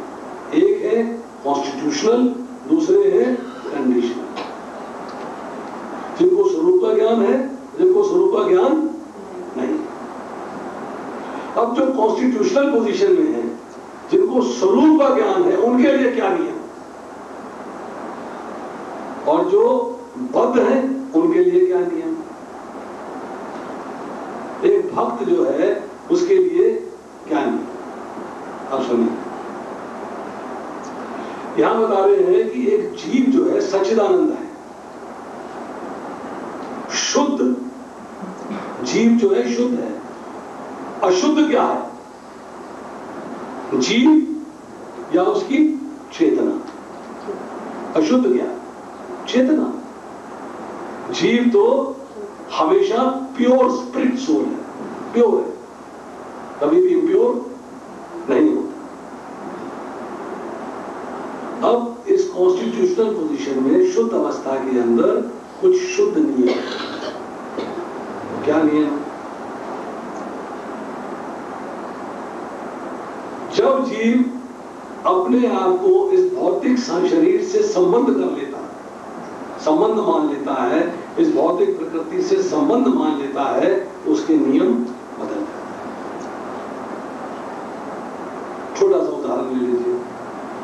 आप घर में हैं तो नियम अलग हैं, ऑफिस में हैं तो नियम अलग हैं, सड़क पे हैं तो नियम अलग है। आप पैदल जा रहे हैं तो नियम अलग है, कार में जा रहे हैं तो नियम अलग। पैदल जा रहे हैं तो ज़ेब्रा क्रॉसिंग से पार करना है, कार वाला खड़ा है, लाल बत्ती है, कार वाला स्कूटर वाला खड़ा है, लाल बत्ती हट गई, चल दिया। ये नियम घर में तो है नहीं, ये नियम ऑफिस में भी नहीं। तो हर जगह के नियम जो है अलग अलग है। तो जो शुद्ध स्थिति में है, अर्थात जो कॉन्स्टिट्यूशनल पोजीशन के अंदर है, उनके लिए क्या नियम? यहां जो है बता रहे हैं कि वहां एक ही प्रिस्क्रिप्शन है, एक ही विधि है और एक ही निषेध है। शुद्ध अवस्था के अंदर एक ही विधि है, अर्थात एक ही प्रिस्क्रिप्शन है, और एक ही निषेध है, अर्थात एक ही प्रोहिबिशन। तो विधि क्या है, प्रिस्क्राइब्ड रूल क्या है, प्रिस्क्राइब्ड नियम क्या है। तो शास्त्र कहता है कि उस स्थिति में जो कॉन्स्टिट्यूशनल पोजीशन के अंदर है, जो इटर्नल पोजीशन के अंदर है, जो नित्य सिद्ध अवस्था के अंदर है, उनके लिए एक ही नियम है। तो क्या है, प्रेमा। भगवान का प्रेम ही केवल एकमात्र नियम है। और निषेध क्या है, एनवी। एनवी का अर्थ क्या होता है, ईर्ष्या। भगवान से ईर्ष्या नहीं, भगवान से केवल प्रेम। तो एक ही नियम है भगवान से प्रेम, और एक ही निषेध है कि भगवान से ईर्ष्या नहीं। हमने भगवान से ईर्ष्या करी तो भौतिक जगत में आए, प्रेम करते रहते तो यहां आने की आवश्यकता नहीं थी। जो प्रेम करेगा भगवान के धाम में रहेगा। तो भगवान के धाम में नित्य पद है कि नित्य मुक्त है, कैसा है, नित्य मुक्त है। यहां आ गया तो नित्य पद है। तो नित्य पद कब हुआ, जब ईर्ष्या था। तो उसमें बता रहे हैं कि इटर्नल स्टेट के अंदर जो हमारी शाश्वत अवस्था है, जो शुद्ध अवस्था है, जो प्योर स्पिरिट सोल है, हम जो सच्चिदानंदमय अवस्था है, जिसमें चेतना दूषित नहीं हो, उस अवस्था के अंदर आपके पास एक ही नियम है, वो है कृष्ण प्रेम। और एक ही निषेध है। निषेध क्या है, एनवी, अर्थात कृष्ण से ईर्ष्या।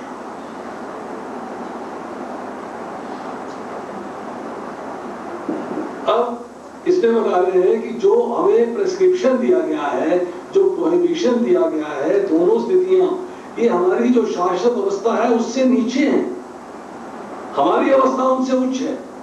नित्य सिद्ध, नित्य सिद्ध की अवस्था इन दोनों से ऊपर है।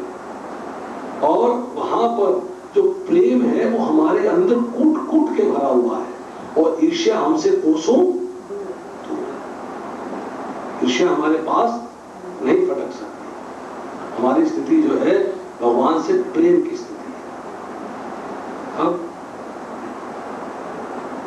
अब कहते हैं कि हालांकि रस 5 तरह के, कौन कौन से हैं, शांत, दूसरा दास, तीसरा आगे, चौथा वात्सल्य, और 5वां माधुर्य। 5 तरह के रस होने के बावजूद पांचों एक हैं। वो क्या है, आध्यात्मिक सत्य, अर्थात भगवान। भगवान के साथ ये पांचों रस उपस्थित है, और उन्हीं का आनंद हम वहां ले रहे थे, जिसको छोड़कर हम यहाँ पे नित्य पद बने। हमें से किसी को एक रस था, किसी को 2 रस थे, किसी न किसी रस में जो है लोग यहाँ पर अपने भगवान के साथ आध्यात्मिक धाम के अंदर, वो लोग वृंदावन के अंदर उपस्थित थे। परंतु जैसी ही हमने ईर्ष्या करी, वैसे ही हम वहां से आ गए। हमने नियम का उल्लंघन किया, हमने नियम का पालन नहीं किया। जैसे ही नियम का उल्लंघन किया, हमारा फॉल डाउन। अब उस स्थिति में वापस आने के लिए हमको नियमों में बद्ध होना पड़ेगा, अर्थात नियमों का पालन करना पड़ेगा। अब जो बद्ध जीव है उसके लिए नियम क्या है, हम बद्ध जीव, हम भगवान का प्रेम प्राप्त करने की कोशिश कर रहे हैं, हम साधक की श्रेणी में, हम साधना भक्ति कर रहे हैं। वो साधक के लिए नियम क्या है, तो साधक के लिए, नियमों के लिए भगवान बताते हैं कि 3 तरह के डिविजन्स किए गए हैं। वेदों में, भगवद गीता में, स्मृति में, शास्त्रों में 3 जो है मुख्य तरीके से इनको बांटा गया है, कर्म, ज्ञान और भक्ति। आप कर्म करते हो, ज्ञान प्राप्त करते हो और भक्ति करते हो। सो 3 तरह की डिविजन्स है। तो जो कर्म डिवीजन है, जो कर्म भाग है, जो कर्म विभाग है, उसके अंदर रूल क्या है। हम बद्ध जीव हैं, हमारे क्या कर्म है, नियत कर्म। नियत कर्म क्या है, वर्ण आश्रम धर्म के अनुसार जो हमारे कर्म हैं उनका हमें पालन करना है। उनके साथ जोड़ने हैं 10 संस्कार।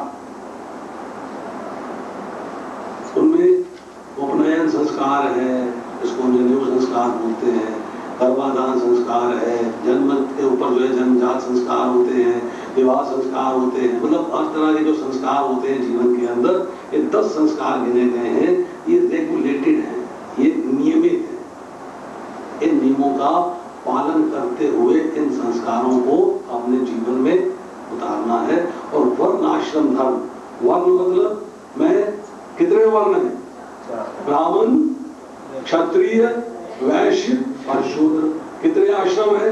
4, ब्रह्मचर्य, गृहस्थ, वानप्रस्थ और संन्यास। तो मुझे इन चारों वर्णों और चारों आश्रमों के जिस कॉम्बिनेशन में हूं, मुझे उनका पालन करना। इसके बाद इसके अंदर जो है निषेध क्या है? कर्म विभाग के अंदर निषेध है बुरी आदतें और पाप पूर्ण कार्य। जिन कार्यों को शास्त्र अनुमोदित नहीं करता, वो कार्य मुझे नहीं करना। क्योंकि जो कर्म विभाग है उसके अंदर मैं वर्णाश्रम धर्म में जब रहूंगा, तो वर्णाश्रम धर्म के भी कुछ नियम है, कुछ विधि है और कुछ निषेध है। तो निषेध है सिंस एंड बैड हैबिट्स, अर्थात पापमय कार्य और बुरी आदतें, इनको छोड़ना। दूसरा है, अब ज्ञान योग में आ जाते हो, ज्ञान विभाग है, तो ज्ञान योग में जब आते हो तब उसके क्या नियम? आप ज्ञान प्राप्त करना चाहते हो, उसके क्या नियम है? ज्ञान से आपको क्या फायदा होने वाला? ज्ञान प्राप्त करने आप किसके पास जाते हो? गुरु के पास। तो गुरु के आदेश का पालन करना ही नियम। ज्ञान से क्या प्राप्ति होती है कि मुझे भौतिक इंद्र तृप्ति नहीं करनी है, मुझे ज्ञान मिला तो क्या होगा? डिटैचमेंट फ्रॉम सेंस ग्रेटिफिकेशन, अर्थात इंद्र तृप्ति का परित्याग।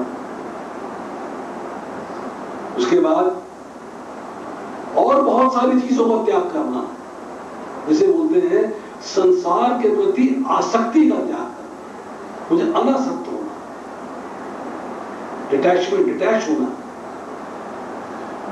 और फिर ज्ञान में क्या नियम है कि आपको ईश्वर का, जीव का और प्रकृति का ज्ञान होना चाहिए। इन तीनों का क्या संबंध है, इसका ज्ञान होना चाहिए। ये ज्ञान होना चाहिए, ये नियम है, तभी आप ज्ञान विभाग में हो। मैं ज्ञान योग में हूं जी, ज्ञान मैंने प्राप्त कर लिया, अच्छा भी जरा बताओ ईश्वर और जीव में संबंध क्या है? ये तो मुझे पता नहीं। तो भाई तूने क्या ज्ञान प्राप्त किया? तूने क्या ज्ञान प्राप्त किया? तुझे इस संबंध का ज्ञान नहीं है, तो तूने क्या ज्ञान प्राप्त किया? उस ईश्वर और जीव के संबंध का ज्ञान पता लग गया, उस संबंध को निभाना कैसे है इसका ज्ञान नहीं है, तो तूने क्या ज्ञान प्राप्त किया? बोले मेरी जेब में 100 रुपए हैं, 10 साल से रखे हुए, खर्च में करता नहीं, रखने का फायदा क्या भाई? फायदा हुआ? ज्ञान प्राप्त किया है, उस ज्ञान के मार्ग पे चलना कैसे है, उस ज्ञान को हमने यूटिलाइज कैसे करना है, वो भी एक नियम है, वो भी एक सिस्टम है। हमें उस सिस्टम के ऊपर चलना। इसमें निषेध क्या है? ज्ञान प्राप्त करने के बाद ज्ञान मार्ग पे चलते हुए ज्ञान विभाग के अंदर, ज्ञान डिवीजन के अंदर, नॉलेज डिवीजन के अंदर निषेध क्या है? मना क्या क्या चीजें हैं? प्रोहिबिशंस क्या है? क्या कार्य ऐसे हैं जो हमें नहीं करने चाहिए? आपको यहाँ आने से पहले पता था कि चाय पीने से नुकसान होता है? यहाँ आने के बाद पता लगा ना 4 नियमों में से एक है। तो क्या किया आपने? ज्ञान प्राप्त किया तो आपने पहला काम क्या किया? कामना सहित कार्यों का परित्याग कर दिया। कामनाओं का परित्याग, कर्म कांड का परित्याग कर दिया, कामना सहित कार्यों का परित्याग कर दिया। अब निष्काम कर्म में तो मुझे कोई कार्य जो है कामना के साथ नहीं करना। अच्छा, फॉरबिडन एक्टिविटीज, शास्त्र कहता है झूठ नहीं बोलना ज्ञान प्राप्त हो, तो झूठ बोलेंगे कि नहीं बोलेंगे? नहीं बोलेंगे। जो बातें शास्त्र द्वारा अनुमोदित नहीं है, उन सबको अपने जीवन से निकाल देना, उनका त्याग कर देना। भौतिक इंद्र तृप्ति का परित्याग कर देना, अर्थात डिटैचमेंट फ्रॉम सेंस एंजॉयमेंट। ये ज्ञान प्राप्त करने के बाद मुझे ये नियमों का पता चला। अब आ गया भक्ति के मार्ग में। भक्ति विभाग, बद्ध जीव हूं, अब मैं हौले हौले हौले हौले बढ़ता बढ़ता बढ़ता बढ़ता बढ़ता भक्ति के मार्ग पे आ गया। तो भक्ति के मार्ग पे क्या नियम है?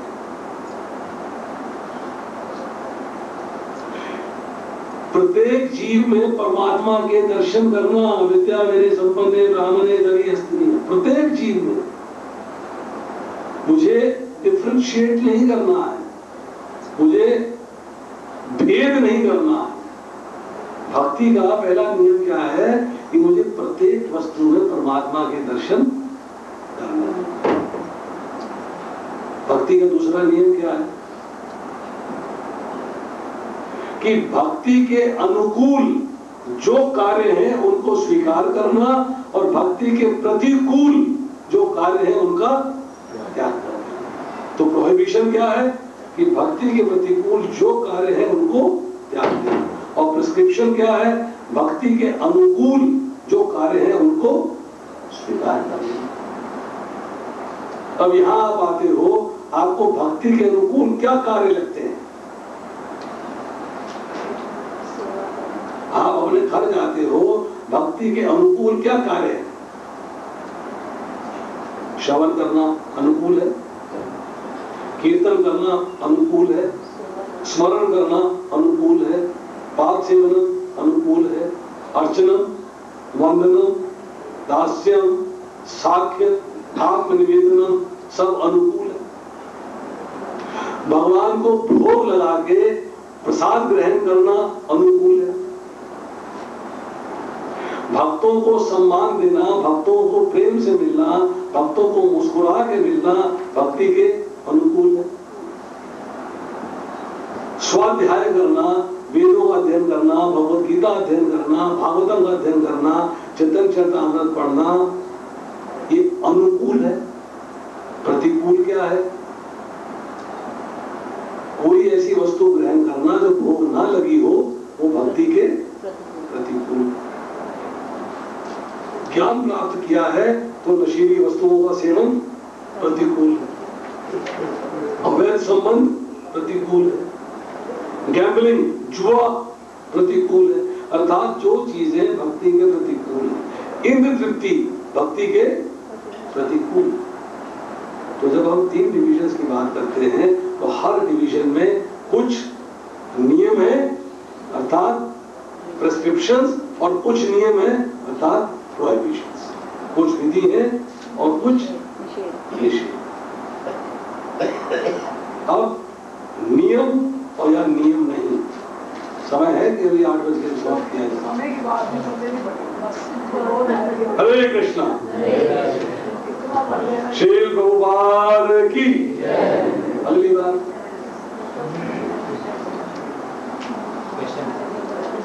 तो प्रश्न हो तो पूछिए। वैसे मैं 2 मिनट के अंदर आपको अगली बार का मैंने मेल कर दिया था प्रभु जी को, शायद प्रिंट निकल आए होंगे, दे भी दिए होंगे उन्होंने। मेलिंग मिल गई होगी मेरी, इसमें मैंने पसारा कसारा जो ये टॉपिक है, ये कंप्लीट बुक मैंने मेल से भेज दिया था। इसके अलावा और भी बहुत कुछ है,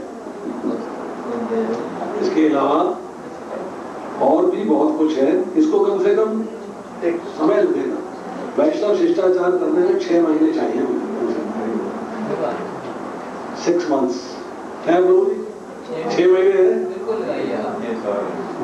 नो प्रॉब्लम। क्योंकि देखिए हम सब लोग वैष्णव बनने का प्रयास कर रहे हैं, तो हमें पता ही नहीं होगा कि वैष्णव बनने के नियम क्या हैं और प्रोहिबिशंस क्या है, निषेध क्या है, तो हम आगे बढ़ नहीं सकते।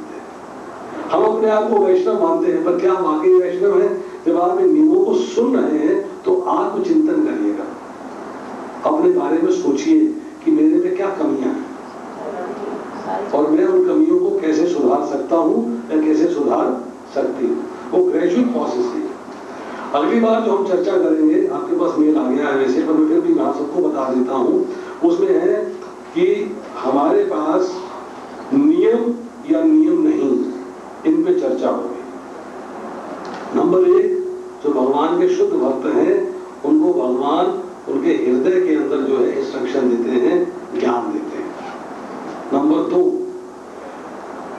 के हृदय में भक्ति जो है स्वतः स्फुर्त प्राप्त होती है, प्रकट होती है।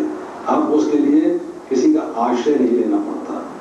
नंबर 3, इन नियमों के परे क्या है? बियॉन्ड नियमस, रूल्स रेगुलेशंस किनके लिए हैं और किनके लिए नहीं। नंबर 4, कि जो भौतिक कार्य हैं, जो भौतिक पीढ़ी है, जो भौतिक कर्म कहते हैं हम, ये जो है, और पाप मतलब भौतिक पुण्य और भौतिक पाप, ये दोनों जो है भगवान के अनन्य भक्तों के साथ नहीं रहते, ये इन दोनों से परे हो जाते हैं। उसके बाद रघुनाथ दास गोस्वामी ने कौन से नियमों का पालन किया, कौन से नियमों का पालन किया? उसके बाद भगवान का नाम लेने के लिए, चैंटिंग करने के लिए नियम है या नियम नहीं? और फिर नियमों का अर्थ क्या है? नियम हमें किसके द्वारा मिलेंगे? तो यहाँ है, नियमों का अर्थ है उनके बोनाफाइड रिप्रेजेंटेटिव के द्वारा हमें जो इंस्ट्रक्शंस मिलती हैं वो ही नियम है। और उसके बाद नियमों के अंदर एक ही क्वालिफिकेशन है, और भक्ति के नियमों पे चलना है, एक ही क्वालिफिकेशन है, वो है श्रद्धा।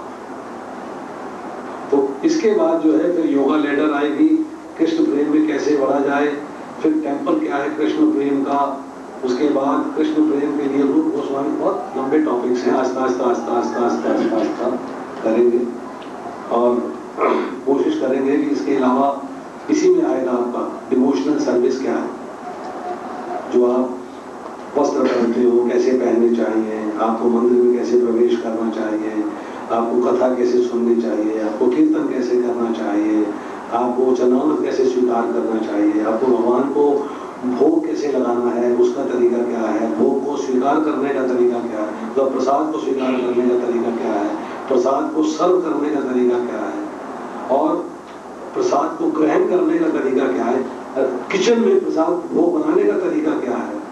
ये बहुत सारी बातें हैं। तो ये जो 1, 2 दिन, 4 दिन, 8 दिन में नहीं कवर हो सकता, ये ग्रेजुअल प्रोसेस है। और बहुत आप ध्यानपूर्वक सुनिएगा, आपको आहिस्ता आहिस्ता आहिस्ता आहिस्ता, डिफिकल्ट तो है, शुरू में डिफिकल्टी है, तो नियम हम कोई पालन करना नहीं चाहते, इसलिए मुश्किल लगता है, परंतु आपको आनंद आएगा, आप इसमें वाकई डूब जाओगे और फिर चाहोगे कि इन सब नियमों की कॉपी आप प्रिंट करके अपने पास रखें। हरे कृष्ण। हम कुछ प्रश्न कर रहे थे। प्रभु जी, भगवत गीता में भगवान कहते हैं कि जो एक बार मेरे धाम में प्रवेश कर जाता है, लौट कर इस संसार में नहीं आता।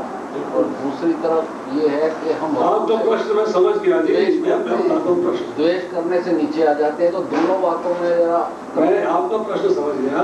ये प्रश्न का उत्तर मैं हर हफ्ते में 4 बार देता हूँ।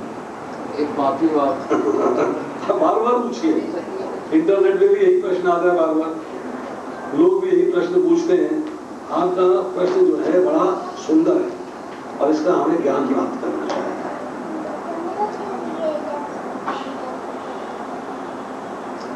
आपने एक श्लोक की चर्चा करी और श्लोक का अर्थ अगर आप ध्यान से सुन लेंगे तो आपको उत्तर मिल जाएगा। न तद भासते सूर्यो न शशांको न पावक यद गत्वा हि निवर्तन्ते तद्धाम परमं धाम।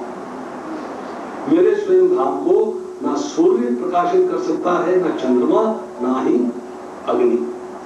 मेरे स्वयं धाम में गया हुआ जीव लौटकर इस संसार में नहीं आना। इसमें जो सबसे इंपॉर्टेंट शब्द है वो है लौटकर।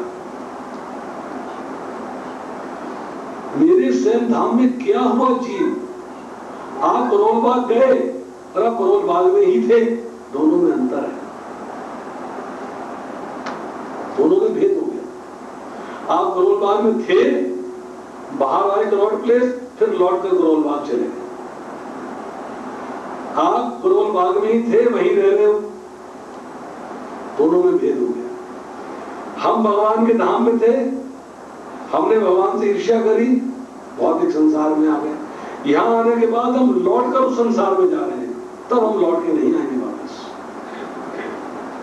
पहली स्थिति में हम भौतिक संसार का दुख भोगने के बाद भगवान के धाम नहीं गए थे, हम भगवान के अंश थे, भगवान के आध्यात्मिक धाम में भगवान के साथ थे। दूसरी स्थिति के अंदर हमने वो जगह छोड़ी, दूसरी जगह आए, फिर यहाँ पर अपने कर्मों को सुधारा ज्ञान प्राप्त करने के बाद, और फिर सुधारने के बाद फिर हम भगवान के धाम गए। अब समझ में आ गई कि अब ईर्ष्या नहीं करनी, दोबारा वहां चले गए तो छुटकारा। अब जाएंगे तो ईर्ष्या नहीं होगी। ईर्ष्या होती नहीं, फिर हमने ईर्ष्या कैसे? वहां ईर्ष्या होती नहीं, भगवान के धाम में तो ऐसी चीजें होती नहीं है। सब सब सब सब सब सब सब एक आप भगवान के अंश हो, जो गुण भगवान में है वो आप में भी है। भगवान में है फ्री विल, आप में भी है फ्री विल, स्वतंत्र इच्छा शक्ति।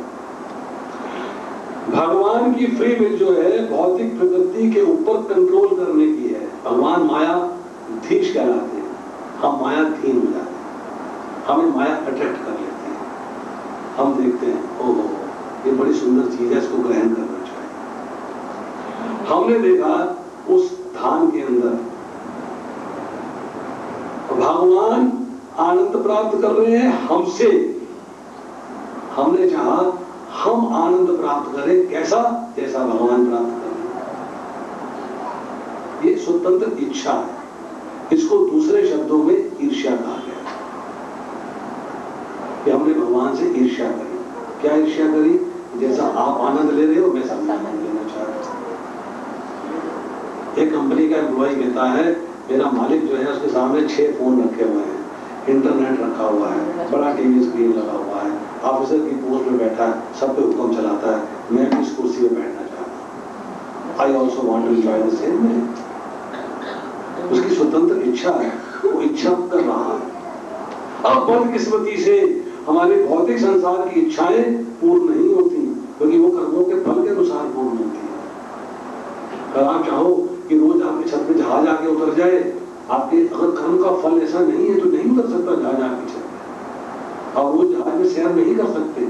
पर जिन्होंने ऐसे कर्म किए हैं उनका खाना भी जहाज में होता है, नाश्ता भी जहाज में होता है, लंच भी जहाज में होता है, डिनर भी जहाज में होता है। सुबह अमेरिका बैठे हैं तो शाम को इंग्लैंड बैठे हैं, तो अगले सवेरे इंडिया बैठे हैं, यहाँ से उठे जापान चले गए, वहां से उठे कोरिया चले गए। आपकी मेरी शायद हमारी किस्मत ऐसी नहीं है, हमारा भाग्य ऐसा नहीं है कि हमको ये मिले। परंतु भगवान के धाम में इच्छा करेंगे तो वहां पर पूरी होनी ही चाहिए, क्योंकि वहां कल्प वृक्ष है। भगवान के धाम में कोई इच्छा अधूरी नहीं रहती। तो योग माया जो है भगवान की, वो इच्छाओं की पूर्ति का साधन करती है। वो कहती है कि इस धाम में केवल एक भोक्ता हो सकता है, एक भगवान हो सकता है। अगर तुम भगवान बनना चाहते हो, अर्थात अपनी इच्छा के अनुसार एंजॉय करना चाहते हो, तो मैं तुम्हें इंतजाम कर देती हूँ। तुरंत आपके हाथ इंतजाम हुआ, यहाँ अपनी मर्जी के मालिक हो। प्रभु जी बात तो वो आ गई ना कि अगर इच्छा करी तो फिर लौट के तो वापिस आ गए। हाँ आए लौट के, आप पहले गए कब थे आप? तो घर ही वहाँ एक बार भेजा उन्होंने, हमने यहाँ उन्होंने नहीं भेजा, अपनी इच्छा से, अपनी इच्छा से आएगी। हाँ यहाँ हमने गलती सुधारी अपनी, उसके बाद लौट के अब गए। यदि हम चले जाते हैं वापिस, वहां से वापस नहीं आते आप, नहीं आए, क्योंकि दोबारा इच्छा प्रकट नहीं करते आप। आप मुझे बताओ, आपको 14 साल जेल में रहना पड़े, कोड़े पड़े, बाहर आने के बाद आप किसी का ना एक नया पैसे का सिक्का उठाते भी तो बार सोचो यार लूं कि ना लूं। वो कोड़े आपको फट से याद आ जाए, 84 लाख दुनिया वहां में फट से याद आ जाए कि मैं तो भोग चुका हूं, दोबारा नहीं जाना। तो भगवान जो है कहते हैं ब्रह्मोना लोका पुनर्वर्तनो अर्जुना मामू विद्या तो कौनता है पुनर्जन्म ना विचरते, कि मेरे स्वयं धाम में जब जीव आ जाता है तो लौट कर नहीं। जब जीव आ जाता है जो मेरे धाम में ही था वो तो क्या बात, और जो बाहर दुख भोगने के बाद, उसके बाद 84 लाख दुनिया भोगने के बाद जब वो स्थिति में आया है कि लौट कर मेरे धाम आया, कितने आते हैं? बहु नाम जन्म नाम थे ज्ञान माम थे वासुदेवम सर्वभूति समात्मा। एक दुर्लभ महात्मा बहुत जन्म जन्मांतर के बाद मुझको सब कारणों का परम कारण मानकर मेरी शरण में आता है। वो जो जीव है जब भगवान के धाम चला जाता है, अर्थात वो आया और लौट के गया, बार वो गया नहीं था, वहीं था। पहली बार वो गया नहीं था, वो वहीं था। दूसरी बार वो लौट के गया। तो जब लौट के चला जाता है फिर नहीं आता। उसको याद रहता है जो पहला क्यों नहीं याद रहेगा? स्मृति कौन देता है? भगवान। विस्मृति कौन देता है? भगवान। जो लौट के वापिस चले जाते हैं। हाँ जी। और ये जो अभी आप प्रभु जी बता रहे थे कि कॉन्स्टिट्यूशनल स्टेट है, तो वो है नित्य सिद्ध, वो नित्य सिद्ध है। प्रभु जी यहाँ जितने लोग हैं वो तो सब बता नित्य बद्ध नहीं, नित्य सिद्ध है। वो नित्य सिद्ध है। क्यों नहीं है नित्य सिद्ध? तो प्रभु जी इसका मतलब ये हुआ, नित्य सिद्ध यहाँ पर कौन है? नित्य सिद्ध वो है जिनको भगवान प्रचार करने के लिए, जिनको भगवान इन बद्ध जीवात्माओं को मुक्त कराने के लिए, ज्ञान देने के लिए, मार्ग दिखाने के लिए भेजते हैं। प्रभु बात को हाँ, प्रभु ये वैष्णव आचार्य हैं। एक शंका आती, जय और विजय को क्यों भेज दिया उन्होंने वहां से? उन्होंने एक गलती ऊपर करी।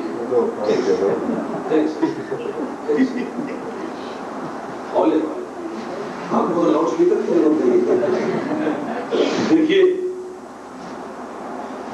अब समय हो गया है, इसका उत्तर दे दे दूं? शॉर्ट में देखो, शॉर्ट में 2 मिनट। आप लालची हैं, आपको उत्तर चाहिए ना? लालच है, आपको उत्तर प्राप्त करना है। आप लालची हैं, प्रसाद का लालच है, फटाफट मेरे पेट में चूहे कूद रहे है ना? हम भगवान के अंश हैं, तो लालच हमें कहां से आया? भगवान से। इसका मतलब है भगवान भी लालची है, भगवान में भी लौल्य है। वो लौल्य क्या है कि मेरे भक्त जो मेरा धाम छोड़ के चले गए हैं, लौट कर मेरे धाम आ जाए। नंबर 1, जब भगवान जो है अपने भक्तों को लीलाओं का आनंद देना चाहते हैं, वो लालच भगवान को जो है युग युग में अवतरित करता है, दुष्टों का विनाश करने के लिए, साधुओं को परित्राण करने के लिए, भक्तों को लीलाओं का आनंद देने के लिए। ये भगवान का लालच, ये लौल्य है, ये लालच है भगवान। उस लालच को पूरा करने के लिए भगवान जो है युग युग में प्रकट होते हैं। अब भगवान 6 गुणों के स्वामी हैं, समस्त बल, समस्त सौंदर्य, समस्त यश, समस्त त्याग, समस्त बल, समस्त ज्ञान। बहुत बलवान है, उनसे ज्यादा बलशाली कोई नहीं है। आपने कहा मैंने नई गाड़ी खरीदी है, चाबी मेरी आंटी में है, किसी को बिठाऊंगा नहीं, घर जाओगे, बहन जी बैठो ना गाड़ी में, घूम गया देविया गेट, आप बैठो ना मेरी गाड़ी में, आज चलते वृंदावन। मतलब आप उस गाड़ी का आनंद जो है लोगों के साथ मिलकर भोगना चाहते हैं। भगवान बलशाली है, अपने बल का आनंद कैसे भोगेंगे? अपने बल का प्रदर्शन कैसे करेंगे? भगवान के मन में एक लौल्य हुआ, एक लालच जागृत हुआ कि मेरे को अपने बल का प्रदर्शन करना है, मुझे अपने बल से आनंद लेना। तो योग माया जो सारे इंतजाम करती है, उसने तुरंत इंतजाम किया। क्या इंतजाम किया? कि भगवान के बल प्रदर्शन का आनंद लिया। भगवान को अपने बल प्रदर्शन का आनंद मिलना चाहिए। क्या इंतजाम किया? चारों भगवानों से जय विजय को शाप दिलवा दिया। फॉल डाउन हुआ, 3 जन्मों की बात हो गई, ठीक है, 3 जन्मों से ज्यादा आपको नहीं भोगना पड़ेगा। हिरण्याक्ष और हिरण्यकश्यपु, रावण और कुंभकर्ण, शिशुपाल और दंडवत। भगवान अपने उस लौल्य को, अपने लालच को पूरा करने के लिए ये सारी लीला रचते हैं। उनका फॉल डाउन नहीं हुआ है, उनका फॉल डाउन भगवान ने कराया है। भाई तुमसे तो मुझे आनंद लेना है, मैं अपने बल का प्रदर्शन करूंगा किससे? लड़ूंगा किससे? आपने बोला अच्छा जी ये करता, अरे भाई बजाने के लिए दूसरी तो चाहिए। क्रिकेट के 11 प्लेयर खेलोगे किससे? फील्ड में लग के खड़े हो गए, अरे भी बैट्समैन कहाँ है? तो दूसरी टीम क्रिएट करनी पड़ेगी। भगवान को बल का प्रदर्शन करना है, दूसरी टीम कहाँ? तो दूसरी टीम भगवान ने अपनी लीला के द्वारा रचना है। क्या रचना करी? जय विजय को श्राप दिलवा दिया। 3 जन बल का प्रदर्शन होगा। तो तो ये भगवान की लीलाएं जो है हर एक के पीछे एक फिलॉसफी है, एक सिस्टम है। हमने श्रवण नहीं किया पूरा, इसलिए हम समझ नहीं पाते। इसी का अगर हम आगे चलेंगे, पूरा लेक्चर है ये, बल प्रदर्शन किया, उसके बाद भगवान वात्सल्य का आनंद लेना चाहते हैं। वात्सल्य का आनंद लेते हैं कैसे?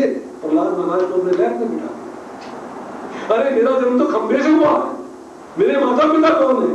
तो माता पिता का आनंद लेना चाहते हैं, अर्थात फिर वात्सल्य चाहते हैं। एक ने वात्सल्य दिया, दूसरे वात्सल्य लेना चाहते हैं, तो अपने आप को राम रूप में प्रकट करते हैं। दशरथ कौशल्या के घर में कई इतना प्रेम करती है, सुमित्रा प्रेम करती है, कौशल्या प्रेम करती है, तीन माताएं, वात्सल्य मिल रहा, मित्रता का आनंद लेना चाहते हैं, सखा भाव आनंद लेना चाहते हैं। तो सखा कौन बने? सुग्रीव और विभीषण। तो सखा में एक प्रॉब्लम है, गले मिलने तक का सखा भाव। अरे मुझे तो सखा भाव चाहिए, कैसा? वो मेरे कंधे में कूदे, मैं उसे कंधे में कूदूं। तो वो कृष्ण अवतार में सखा कैसे थे?